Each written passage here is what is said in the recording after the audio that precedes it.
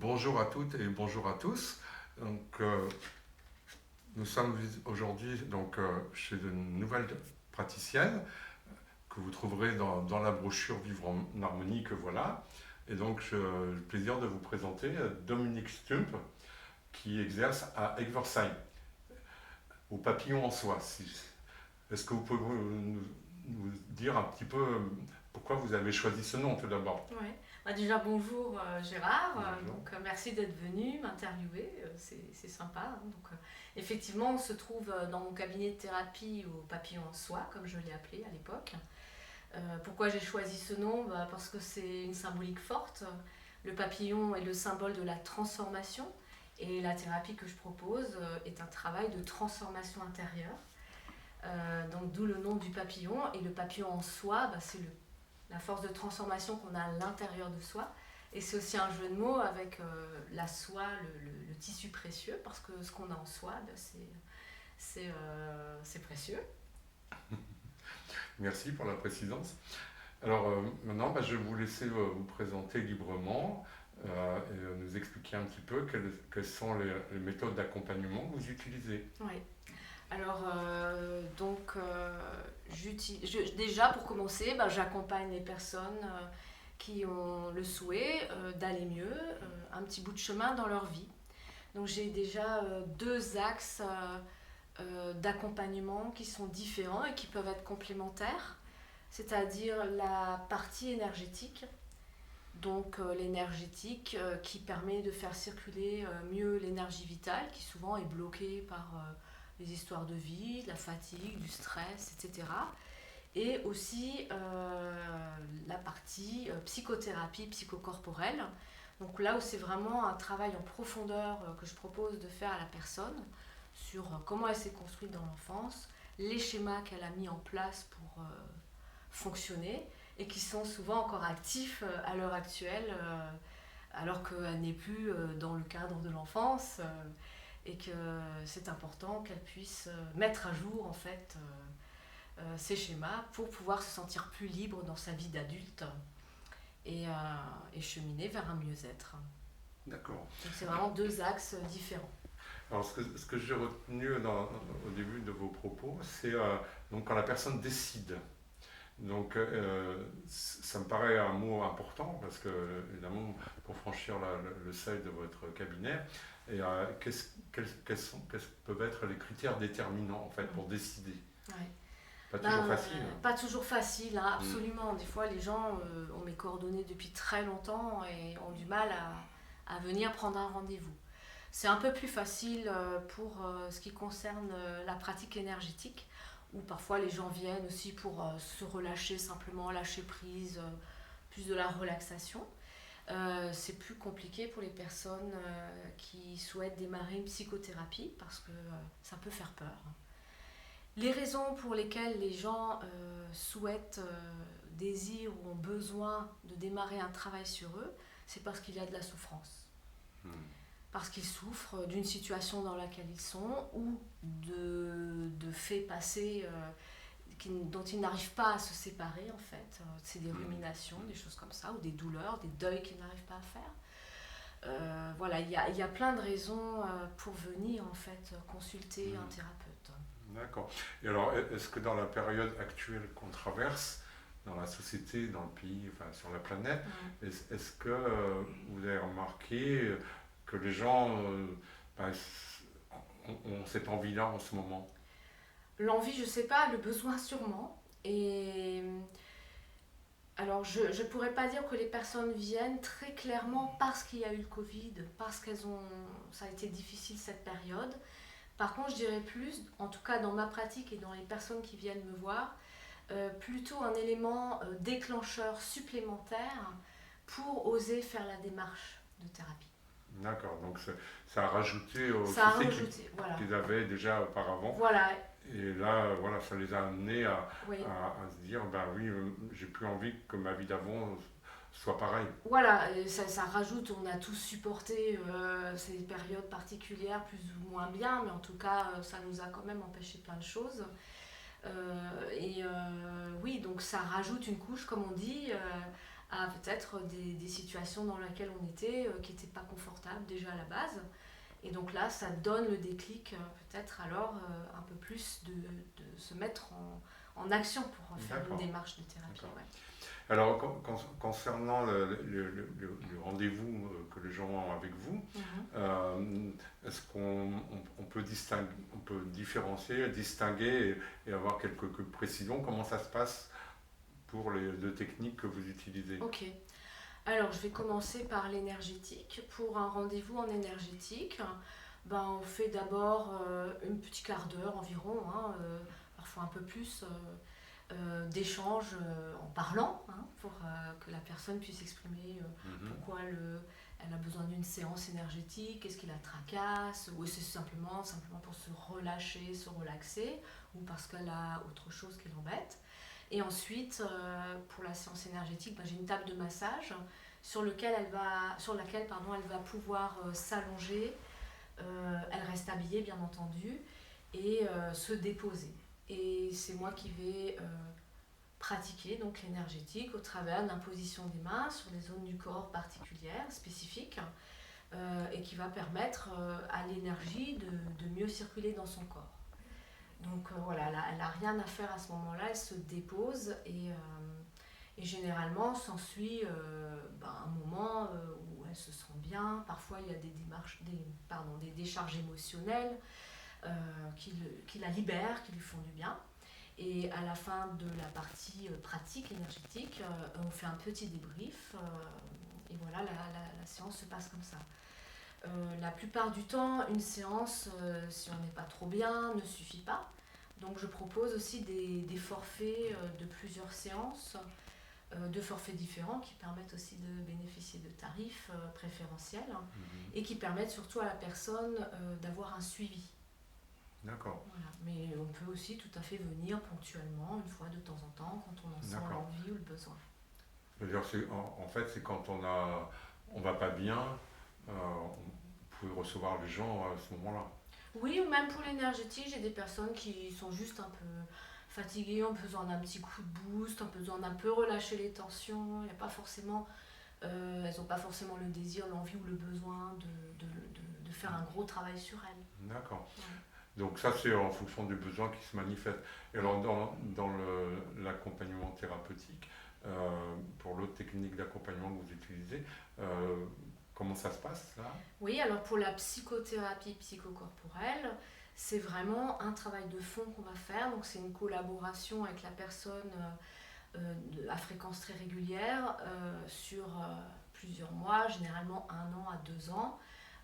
Puisque, comme je le disais avant, on va vraiment s'intéresser à comment la personne s'est structurée, comment elle a grandi, quelles sont ses habitudes de fonctionner, qui se mettent de manière automatique en place et qui ne sont plus forcément du tout à jour, adaptées à sa vie actuelle, et par contre qui l'entravent. Un peu comme si on ne faisait jamais de mise à jour d'un PC, au bout d'un moment, ça rame, c'est lent, ça freine, et puis si on ne fait jamais de mise à jour du PC, à un moment, on ne peut plus travailler avec. C'est un peu pareil. D'accord. Et alors, avec quelle fréquence ça peut se Alors, c'est des séances qui ont lieu toutes les semaines ou tous les 15 jours. On ne laisse pas plus de temps entre 2 séances parce que le travail qui est engagé, parfois à des moments est inconfortable ou difficile pour la personne puisqu'elle va parler de sa souffrance, de ses difficultés de vie. Et les séances sont vraiment des points d'appui dans la thérapie. Donc, si on laisse trop de distance entre 2 séances, c'est pas aisé pour la personne non plus. Les séances, c'est vraiment un soutien pour elle dans la thérapie. D'accord. Alors là, la question qui me vient, c'est on peut se retrouver à partir de combien de séances, jusqu'à combien? Est-ce qu'il y a une limite finalement? Non, pas du tout. Pas du tout. Généralement, les personnes que j'accompagne viennent en moyenne au moins 1 année, voire 2 années. C'est un travail de fond et c'est vraiment un travail d'aller à la rencontre de qui l'on est. En dehors des conditionnements, des filtres. Donc on ne peut pas envoyer tout révolutionner en quelques semaines alors que ça fait des décennies qu'on fonctionne comme on fonctionne et en plus de manière inconsciente. Donc c'est déjà important de pouvoir pendant les séances prendre conscience de comment on fonctionne, qu'est-ce qui se passe en nous, comment je réagis, j'interagis dans telle ou telle situation, parce que c'est tellement habituel qu'on n'en a pas la conscience. D'accord. Alors, est-ce que vous pouvez vous donner quelques exemples précis qui ont incité les gens à venir vous voir, des choses concrètes qui ont eu envie de travailler ou d'être accompagnés? Oui. Alors, ça peut être une perte de sens, c'est-à-dire que la personne ne sait plus trop finalement à quoi ça lui sert, sa vie dans ce qu'elle fait. Elle n'y trouve pas plus forcément d'intérêt. Ça peut être ça, donc elle se sent un peu perdue, un peu à la croisée des chemins, comme un grand brouillard, à un carrefour où on ne verrait pas ce qu'il y a écrit sur les panneaux directionnels. Donc elle a besoin d'y voir un peu plus clair, de lever le flou et de pouvoir savoir où se diriger. D'accord. Donc, par exemple, ça peut être suite à une séparation, un divorce, une séparation. J'avais déjà la question, justement, un choc émotionnel dans la vie. Voilà, un choc émotionnel, la perte d'un être cher, et pas possibilité d'avancer, on reste bloqué dans le deuil et on est tout le temps mal. Ça peut être une possibilité aussi. Un changement de travail, ou quand on est dans un travail qu'on n'aime plus, qu'on aimerait en changer mais qu'on n'ose pas, donc aussi pouvoir reprendre confiance en soi. Ça peut être lié à d'autres choses, par exemple des personnes qui ont tout ce qu'il faut selon elles dans la vie, qui va bien, mais en même temps ne se sentent pas heureuses, ne comprennent pas pourquoi, puisque techniquement tout va bien dans leur vie. Donc voilà, il y a aussi parfois des choses qui remontent du passé, un événement actuel et quelque chose du passé remonte et, comme on dit, claque à la figure, où ça les rend vraiment très mal. Donc là aussi, c'est l'occasion de faire une introspection pour voir qu'est-ce qui s'est passé à l'époque et pouvoir s'alléger de tous ces poids. Et des fois, ça peut remonter à longtemps. Alors. Ah, complètement. Complètement. D'accord, donc c'est pas évident de se souvenir des choses. Non. Alors mon approche en psychothérapie, c'est l'approche de la psychothérapie psychocorporelle. Donc vraiment avec la prise en compte du corps, parce que notre corps c'est nous. Donc beaucoup, qu'est-ce qui se passe dans le corps? Comment je ressens mon corps quand je vis ça ou ça? Et petit à petit, apprendre à écouter notre corps, parce qu'on écoute beaucoup notre mental, hein, ça on sait très bien faire, hein, on a été entraîné des décennies à ça, à analyser, apprendre, juger, se comparer, ça on marche très bien avec le mental. On a souvent moins appris à s'occuper de notre corps. Notre corps, on va plus l'utiliser comme une machine à faire tout ce qu'il y a à faire, où on va beaucoup souvent le critiquer de par les dictats de la société, si je suis trop ci, pas assez ça. On va pas souvent l'écouter. Et notre corps, c'est nous et il nous transmet des messages. Alors j'ai quand même aussi des personnes qui viennent me consulter suite à un accident de voiture, suite à des douleurs récurrentes, suite à des maladies aussi, et qui déjà souhaitent s'alléger de la souffrance liée à ça, et qui prennent aussi conscience ou qui ont pris conscience que c'est peut-être pas arrivé par hasard. Et que peut-être ces personnes s'étaient pas écoutées avant, et voilà, en tout cas, il arrive que les personnes démarrent une thérapie quand il y a un événement douloureux ou compliqué dans leur vie. Rarement en prévention en fait. Oui, on ne vient pas, voilà. Non. Avec la marguerite aux lèvres. Non. C'est vrai. D'accord. Alors, quand on vient la première fois, un petit peu, ça se passe comment en général? Oui. Donc pour la psychothérapie, je propose toujours un rendez-vous de contact. Ça dure une demi-heure, trois quarts d'heure. C'est gratuit et sans engagement. Et ça, c'est important parce que c'est un moment où la personne elle vient ici au cabinet, elle va découvrir le lieu, elle va me rencontrer, je vais pouvoir la voir aussi, on va pouvoir échanger. Et ça, c'est vraiment important. Je vais expliquer comment moi j'accompagne et elle va pouvoir me dire ce qui fait qu'elle aimerait entreprendre une démarche comme ça. Et ça nous permet déjà de voir si de prime abord le feeling passe, si la méthode que je pratique peut l'intéresser avec les explications que je lui donnerai à ce moment-là. Et à ce moment-là, si on est OK pour collaborer, on va décider d'une fréquence de séance, d'une durée de séance, les tarifs adéquats, etc. D'accord. Est-ce que si on veut venir à deux, on peut venir à deux, par exemple en couple ou un parent et un enfant, enfin... Est-ce que c'est des choses qui peuvent se faire au moins pour la première visite? Oui, alors j'accompagne les enfants à partir de 8 ans. Donc effectivement, quand j'accompagne des enfants, les parents ou le parent, parce que parfois les deux parents ne viennent pas, viennent avec l'enfant effectivement et on fait un premier rendez-vous, une première séance effectivement avec les parents et ensuite je reçois l'enfant seul. Et régulièrement je fais des bilans, alors parfois téléphoniques, parfois avec les parents ou le parent, pour l'avancement du suivi de l'enfant. Quand c'est des adolescents, selon l'âge, le rendez-vous se fait rapidement, un petit moment, puis après le parent s'en va et le jeune reste. Voilà. Quand c'est, alors je ne reçois pas de couple en thérapie. Je ne suis pas spécialisée dans la thérapie de couple. Voilà. Et alors quand c'est des adultes, comme je sais pas, une mamie et puis un garçon, enfin l'enfant, oui. Adulte, ça peut, c'est déjà arrivé J'ai pas compris la question. Je dirais, si je viens par exemple à l'accompagner de ma mère ou de mon père, est-ce que c'est des choses, quand il n'y a pas la notion de couple? Alors non, l'adulte vient tout seul, parce qu'il est un adulte. D'accord, okay. Très bien. Oui, bon, c'était pour évoquer quelques exemples pour que les gens comprennent bien. Quoi. Oui, bien sûr. Je crois que, merci en tout cas pour toutes ces précisions. Est-ce que vous avez encore des choses à dire que vous vouliez ajouter éventuellement? Là, finalement, on a parlé des séances individuelles, que ce soit en énergétique ou en psychothérapie.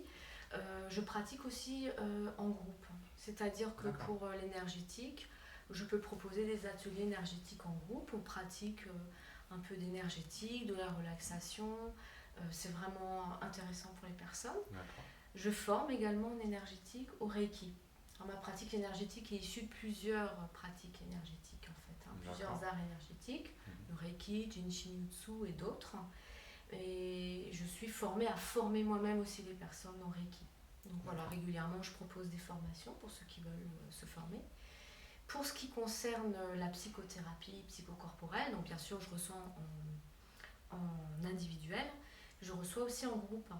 C'est-à-dire que j'ai un groupe de psychothérapie, donc ça c'est un groupe engagé, suivi, avec 6 participants.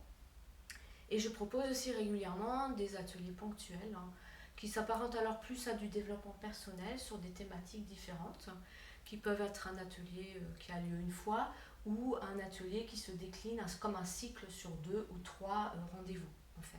Ça c'est en groupe. Pour la psychothérapie aussi, quelque chose d'important, comme on est souvent aussi pris par le transgénérationnel, je pratique aussi la psychogénéalogie pour travailler justement avec le transgénérationnel et les constellations. Donc je peux proposer des constellations en groupe ou en individuel. Donc ça c'est vraiment intéressant aussi. Et en psychothérapie, je travaille avec la Gestalt aussi, c'est-à-dire avec les objets transitionnels. J'en ai pas parlé, mais c'est intéressant. En tout cas, tout ce que je propose est toujours là pour soutenir la personne, l'aider à ce qu'elle ait des prises de conscience et découvrir comment faire autrement. D'ailleurs, j'ai tout un espace, comme vous pouvez le constater, on n'est pas en face à face, il n'y a pas un bureau, il y a un espace libre justement pour expérimenter des choses. On sent bien là, il n'y a pas de souci, les couleurs, la lumière naturelle, voilà. C'est ce que... merci. J'ai cœur à ce que les personnes se sentent bien dans un endroit agréable, serein, parce qu'on dépose des choses lourdes, mais c'est bien aussi quand l'environnement est agréable. Très bien, écoutez, merci en tout cas pour toutes ces précisions. J'espère que ça donnera envie à certains de venir au minimum pour un entretien, puisque la première rencontre, vous accordez du temps aux gens, donc c'est une bonne chose. Et puis, donc, merci pour votre écoute. Et puis, on va dire au mois prochain pour la prochaine interview, dont je vous révélerai la surprise à ce moment-là. Merci à vous. Est-ce que je pourrais peut-être rappeler le site? Si vous voulez. Donc c'est www.lepapillonensoi.fr. Et j'ai un programme aussi d'activités que je mets régulièrement en ligne sur le site pour les 2 mois qui arrivent, pour les petits ateliers groupes que je propose. Voilà, donc vous trouverez de toute façon toutes les infos relatives à Dominique Stumpf sur le site internet, puisqu'elle a sa page dédiée avec tout ce qui la concerne. Voilà, merci Gérard, en tout cas, c'était bien sympathique. Merci à tous pour votre écoute.